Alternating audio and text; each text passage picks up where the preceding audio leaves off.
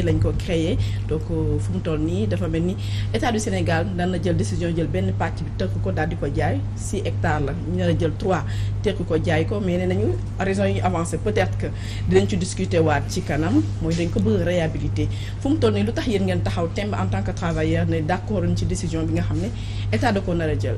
encore une fois di nuyu suñu téléspectateurs yi ñuy seetaan yëpp di rafetlu dalal bi ñu fa dal comme ni nga ko waxee l'hôpital Aristide Le Dantec patrimoine national la donc je pense que patrimoine national bu ñu ko waxee rek day delluwaat ci askan bi donc hôpital Aristide Le Dantec comme ni nga ko waxee yàgg na day hôpital boo xam ne référence la c'est le premier hôpital de l'Afrique de l'Ouest école la symbole la patrimoine la donc hôpital bu mel noonu boo ko amee nga xam ne dafa màgget bi ñun ñëpp d'accord nañ ci je pense que ñun def nañ fi ay points de presse ne hôpital bi dañ ko war a reconstruire donc tout le monde est d'accord ñëpp d'accord nañ ne hôpital dañ ko war a tabaxaat mais tabaxaat bi ci boppam la ñu bëgg nag ñu waxtaane ko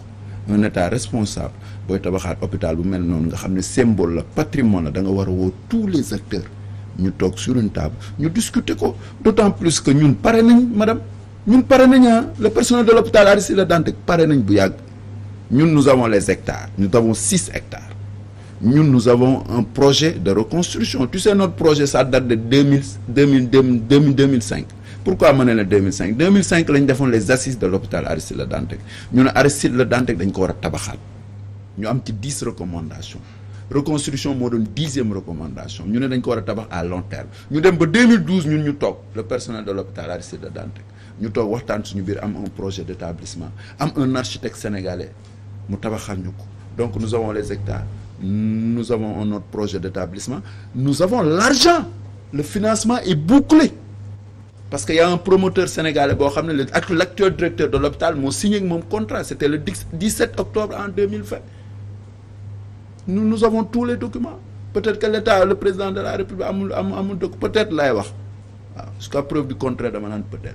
peut-être moom il n'a pas tout ça moo tax ñu lancer appel encore une fois à l'État di ko xamal ne hôpital Aristide Le Dantec ña fay ñëw ñëpp seen loxo jotul seen. mais état avant mu jël décision bi yéen ñii di collectif des travailleurs woon na leen ba am na benn instant yi sax il paraît que vous étiez d'accord ci 3 hectares yi mais lu tax ngeen jékki-jékki rek daal di revenir ci seen décision. ñun mosuñu d'accord ci 3 hectares yi madame. mais ba ngeen doon waxtaan est-ce que avancé nga woon thèse bu wax ni yéen vous aviez des am ngeen partenaire boo xamante ne il était prêt à financer pour ñu mën a réhabiliter hôpital bi. pour fàttali la ne le partenaire boobu mën nañu renégocier contrat pour la prise en charge du personnel nga xam ne état bi du ci def aucun centime du ko financer ci projet bi la reconstruction du ci def dara mën nañu renégocier contrat bi wax ak promoteur bi ne ko la prise en charge du personnel ñu inclure ko dans le contrat nga xam ne état bi du ci def aucun centime. mais seen réunion bi nga amal ak waa FONSIS ban décision moo ci génn. non FONSIS ñooñu ay perturbateurs la. Le président de la République encore une fois ñooñu ko wër ñëw ñëpp yàq rek lañ fi nekkee madame parce que FONSIS ci boppam moo war a génn ci santé xamu ci dara peut-être ñoom ci boppam ñoo dem induire le président en erreur ne ko 6 hectares la ñoom 3 hectares yi boo ko jaay yeneen 3 hectares yi mën nga ko tabax mais histoire joxu leen dëgg. parce que ñoom 3 hectares sax doyuñu. mais Mame Birame est-ce que xel aussi mënuñoo am njort gu rafet ni ak vu l'état de délabrement très avancé de l'hôpital Le Dantec même su fekkee 3 hectares yi ñoom nee nañ ñu defaree mën nañ ci tekki quelques hectares jaay ko pour mën a réhabiliter wala nga gis ni patrimoine bu toll noonu xel bu mënut a xalaat ndi ko jaay. xam nga man dama am un peu problème ak discours monsieur le syndicaliste je l'aime bien nag mais pour man. dès l'instant que nee nañu hôpital bi patrimoine la pour man ñi fay liggéey dañu war di jaar di jàll donc bu ñu ñëwee ba ñu tombé ci benn génération ñoom ñu ne dañuy def li hôpital wala dañ koy def lale man dootuma comprendre bu nekkee ne dañu jàpp ne am na reconstruction la wala tuxal wala defaat hôpital bu bees nekkul travailleurs yi ñoom ñooy jug même bu nekkee ne nekk nañ fa depuis des années wala ñu ngi fay doog a ñëw nekkul ñoom ñooy jug ñu ne lii lañ koy def hôpital bi quand même état Sénégal moo ko moom mun naa nangu ñu ne du ñu def du ñu poser un grand projet te waxtaanuñ ci ak ñoom loolu mun naa ko accepter mais quant à que ñoom ñoo war a jël seeni responsabilité ñoom ñoo war a wut un partenaire ñoom ñoo war a wut fonds yi ñoom ñoo war a wut pour mën a construire pour man non état wut Sénégal quand même am na loo xamante ni responsabilité am la. te dama jàpp ne waru koo mën a jox ñeneen. léegi bu loolu wooyee man daf may neex trop ñuy wax ci question santé. bu nekkul ne ay bébé ñoo faatu ay nit ñoo dem pour wasin ñu sàggane leen ba ñàkk seen bakkan. ñu toog rek dara xewul ñuy discuter ci le secteur de la santé. parce que pour man dara mënul sotti tant que santé bi ñoŋul. te xam nga sànq yaa ngi wax année bi ñu defar bi ñu sancee Le Dantec. te su ma la newoon les 3 grands hôpitaux du Sénégal lan nga may wax. donc Fann principal Le Dantec peut-être. mangoog ñoo fi gën a mag. yëpp colonisateur bi fi bàyyi. amu ci benn boo xamante ne nii. état wu Sénégal moo toog. mu ne damay jël tel et tel milliard. investir ko construire un grand hôpital. existé wu ñetti hôpitaux yooyu nga cité yëpp tubaab yee leen fi bàyyi. donc bu nekkee ne am na sax am na un jour maa ngi visité hôpital principal ci bureau directeur bi noonu. maa ngi gis bâtiment yi délabré. ma ne pourquoi jusqu'à présent xalaatu leen réhabilité woon hôpital bi ñu ne ma non ça a été considéré comme un patrimoine de l'UNESCO donc tey jii nii quel que soit vétusté bâtiment yi. dañuy continuer dañuy raaxaat rek te ça c'est un problème. alors monsieur Dione dafa mel ni ce sera l'occasion pour nga tontu question Mame Birame bi muy wax ni les travailleurs amuñu prérogative di ut ay partenaires waaye aussi di initier wu ci li nga xam ne mooy réhabilitation wala construction hôpital bi. waaw encore une fois je pense que Mame Bathie daf ma déggu waaw je pense que daf ma déggu bu ma déggoon peut-être lii ma wax du ko wax parce que j'ai été clair lu leer laa wax nee naa la le directeur de l'hôpital l'actuel directeur moo signé contrat man ñun signé wuñu de. ñun signé wuñu man sax mënoon naa bañ a xam sax ñan ñoo yor contrat. D'accord mais partenaire ba ñu ko trouvé c'était un accord en consensus avec les directeurs. da ngeen ànd ak moom c'est un accord de partenariat signé. en le 17 octobre 2020. c'était déjà signé nee naa la 2020 la. j'ai été clair quand même 2020 lañ ko signé. 2 ans. ñun dañoo dem ba ci biir ci suñu xeex bi lañ découvrir loolu. ñu sommes un syndicalisme ñun syndicalisme de développement la ñuy def. tooguñu rek yàgg dañuy gëstu nous avons fait nos investigations on s'est trouvé que ne l'hôpital a signé un accord de partenariat avec mais accord de partenariat aussi c'est pas des écritures bibliques su fekkee dañoo gis ne amul avantage yi nga xamante ne mooy hôpital bi mën nañu fekkee amul avantage par exemple état dafa gis ni ñu ci sànde ko jaay beneen partie bi moo ëpp avantage yi pour ñu mën a reconstruire que ñu nouer partenariat n'est pas dans l'obligation léegi lan mooy avantage bi y a un promoteur bu taxaw yor 92 milliards pour reconstruire l'hôpital Aristide Le Dantec wax naa la ko léegi te mën nañ ci renégocier contrat mu jël la prise en charge du personnel ak ki nga xam ne dafa ñëw pour jaay suñu 3 hectares ne da koy dolli ci yeneen 3 hectares yi quelle est la différence ban moo gën a baax pour yow donc suñu explication yi nga wax moom ba lay ëpp avantage alors monsieur Diouf donc y a pas de débat quoi y a pas de débat sur ça alors non mais dans tous les cas xam nga le promoteur là ki xamante ni moom moo war a ñëw indi xaalis boobu kooku kan la non man xawma kan la waaw mais loolu c'est une question fondamentale quand même j'ai tous les documents nañ ma état bi woo non loolu c'est fondamental quand même mais na ma état bi woo naa kaa m'appeler monsieur Dione ñun aussi on est dans notre rôle mais bien sûr parce que boo nee partenaire partenaire indi na 92 milliards waxuma partenaire dama ne l'actuel directeur de l'hôpital a signé un contrat j'ai été clair quand même a signé un contrat de 92 milliards un contrat avec un promoteur pour la reconstruction de l'hôpital Aristide Le Dantec ce contrat c'est sous forme de BOT tu sais que ça va du BOT c'est le promoteur qui construit promoteur mooy construire mooy développer mooy équipé bu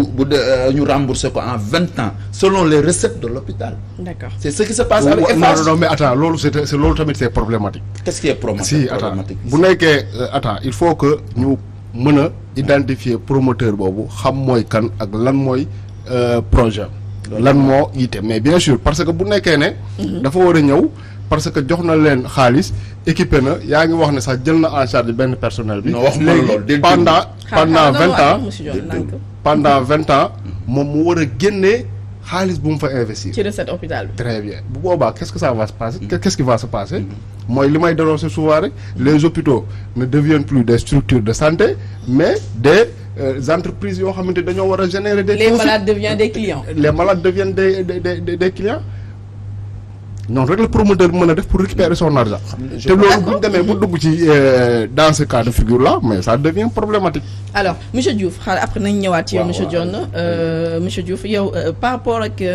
Abdoulaye Dione moom lu mu wax fii nii yëpp 2 cas de figure yi na nga mën a expliquer dans tout ça fekk avantage bi mooy am benn promoteur boo xamante ne da jël xaalisam investir ci hôpital après mu bu koy rester pendant 20 ans ci recette de l'hôpital bi pourquoi l'État dans ce cas tenir fu mu tenir ne day jaay mooy 3 hectares yi. bon man j'ai un petit problème parce que man damay jàpp ne que hôpital Le Dantec patrimoine national. Ce qu'on a dit patrimoine national la il fait partie des 3 hôpitaux yi nga xam ne moo nekk au Sénégal su fekkee le directeur qui est là-bas kan moo ko fa teg c'est pas l'État. L'État moo ko fa teg bu demee signer benn convention avec un partenaire ça veut dire que l'État est au courant ça veut dire que l'État est d'accord sur ce principe-là. mais man côté bi may waxee mooy que su fekkee état bi moo ko yebal moom mu négocier ba signer ak nit un partenariat boo xam ne mooy mën a tax mu tabaxaat hôpital bi wala mu defaraat ko. et que état bi en réalité xamulul Sénégalais yi kan la waxul Sénégalais yi kooku mooy kan. ak yan condition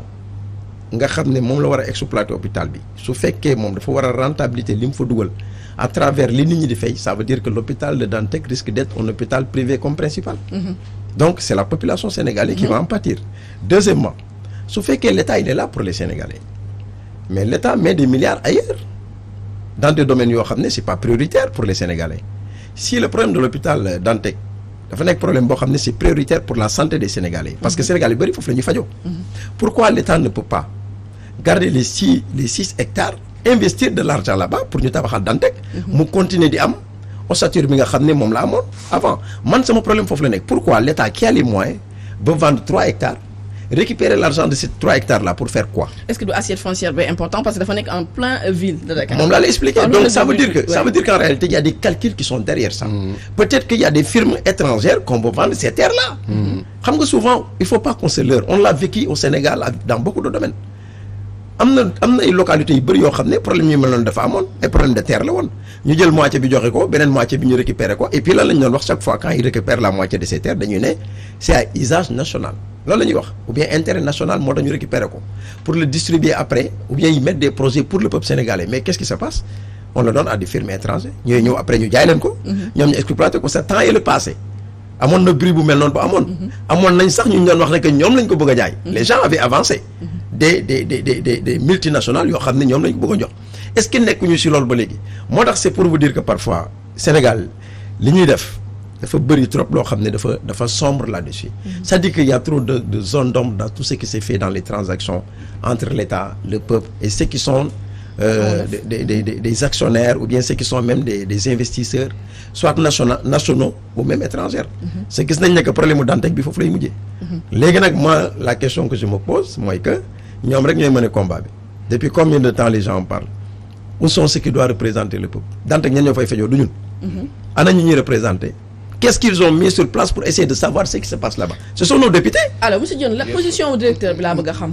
comme l'a dit pour en revenir à monsieur Pierre je pense que comme li ma ko waxee rek je pense que contrat bi boo koy xool sous forme de BOT la BOT mën nañu wax ne su boo xoolee rentabilité bi da ngay gis ne sur 20 ans la donc je pense que état bu demee ba jël ay responsabilités signé loolu donc ça prouve que ne moom am na lu fu mu ko teg. peut-être beneen yoon tu vas les inviter ils sont mieux placés pour mën a dugg ci débat boobu léegi pour en revenir à votre question. position directeur nga xam ne moom moo signé woon dafa mel ni instant yi moom. jàppale leen tànk xam nga le directeur. il est en phase avec l'État. Je n'ai rien contre lui mais il est dans son rôle. Il est dans son rôle. Il est là pour l'État mais ce que je condamne li may naqarlu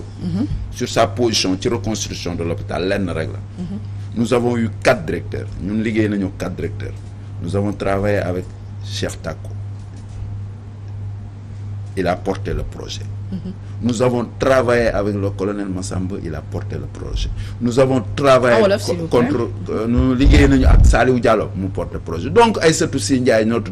directrice bi mu mujj a jóge mu porté projet bi lan moo tax directeur bi mu demee wuyu ji palais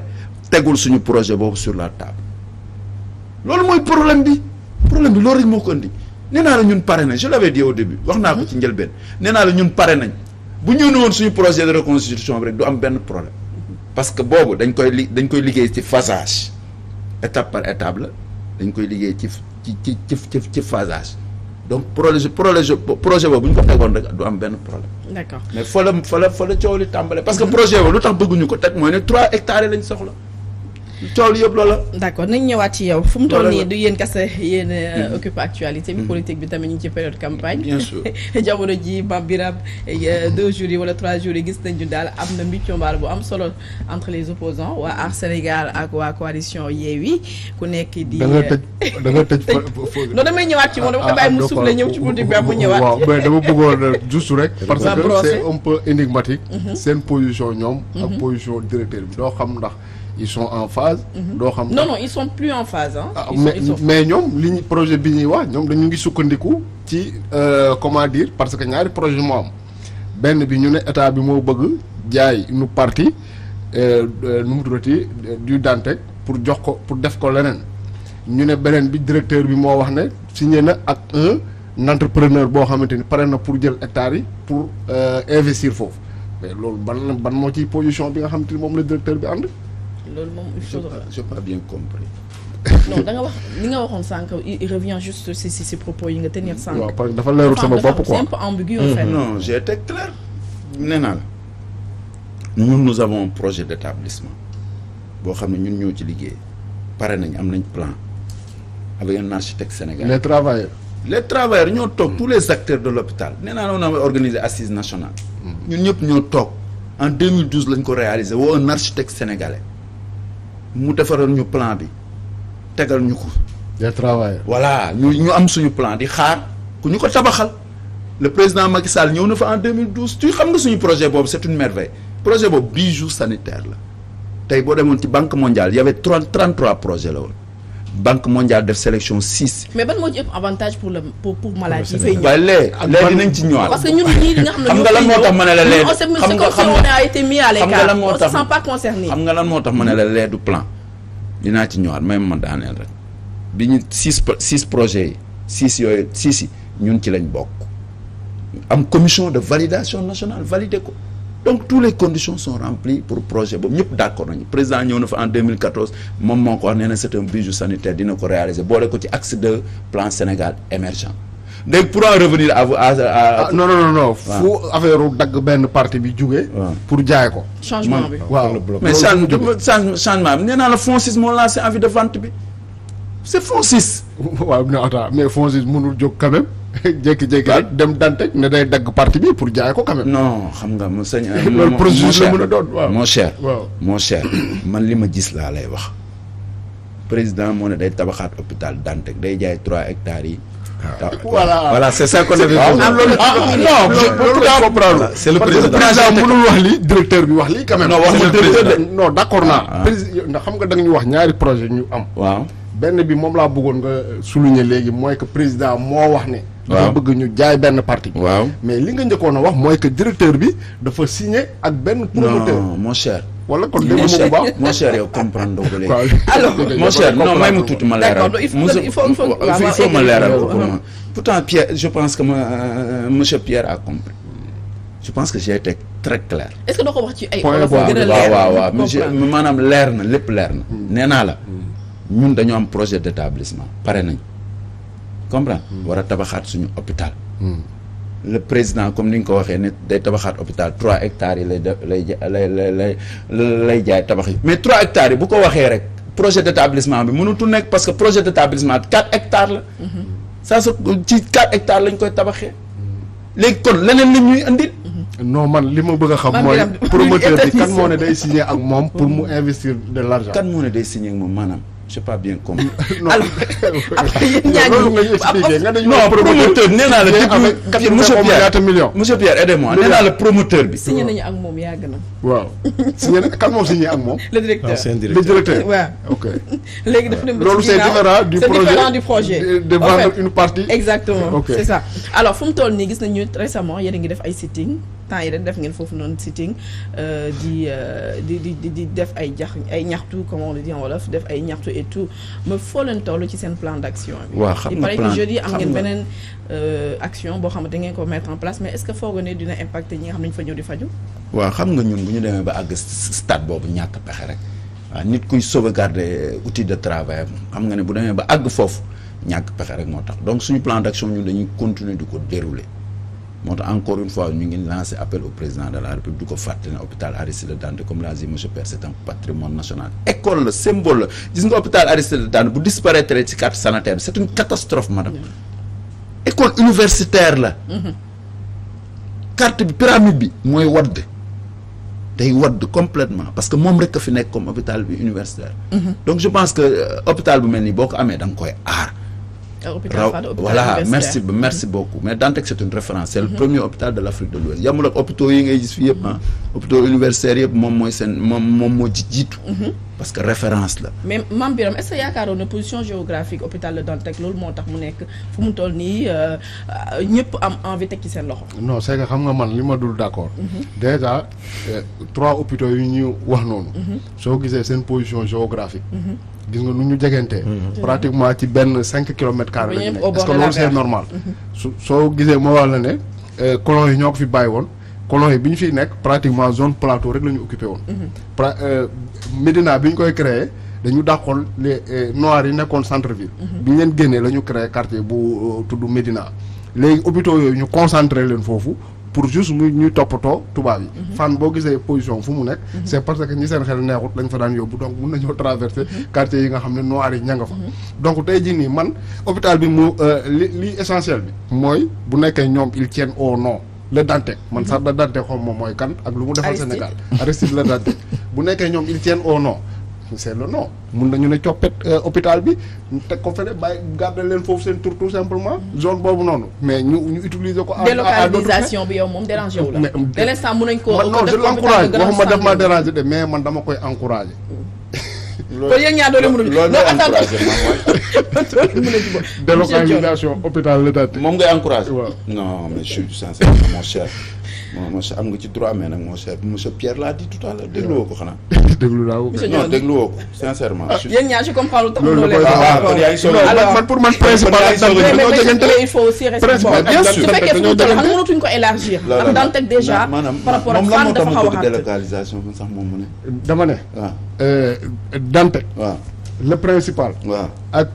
Fann waaw ci zone bu ñu nekk waaw weesuwul 5 kilomètres carrés te ñooy hôpitaux yi gën a mag au Sénégal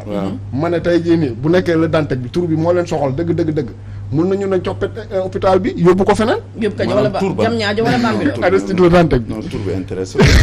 mooy universitaire la école la symbole la mais la fa ne mun nañ koo tuxal yóbbu ko fan foo leen bëgg pourquoi pas waaw Kaolack wala Diourbel sax mun naa leen fa wutal terrain yi wala jam ñaajo déggal madame naan jam ñaajo ñun daal l'essentiel c'est très simple je pense que lu tax ñu koy toxal d'accord la quoi délocalisation c'est un faux débat lu tax mën na la c'est un faux débat